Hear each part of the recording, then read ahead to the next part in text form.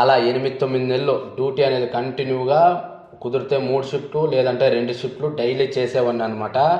ఈ బిఎంజీ గాడి 9 నెలలు అయిన తర్వాత చిన్న చిన్న రిపేర్లు రావడం అయితే మొదలైందనమాట. దీనిని గమనించిన మా గాడి ఓనర్ అనుకొని, బాబు గాడి రిటర్న్ ఇచ్చేయి అని అన్నాడనమాట. సరే అని నేనైతే గాడిని రిటర్న్ ఇచ్చి అప్పుడు దాకా అమౌంట్ ఏదైతే ఉందో అది క్లియర్ చేసినాను అనమాట. ఒక 10-15 రోజుల తర్వాత నాకు ఈ గాడి అయితే దొరికిందనమాట. ఈ గాడి 2023లో తీసుకున్నాను. ఇప్పుడు వరకు తోలుతానే ఉన్నాను అనమాట. స్టార్టింగ్లో ఏ రిపేరు రాలేదో ఇప్పుడిప్పుడే ఇది రిపేర్ రావడం మొదలైందనమాట.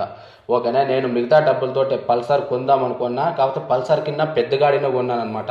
ఓకేనా, నాకు లోకల్ ప్రూఫ్ లేకపోవడం వల్ల, డాక్యుమెంటేషన్ సరిగ్గా లేకపోవడం వల్ల మధ్యలో కొన్ని పంచాయతీలు అయింది.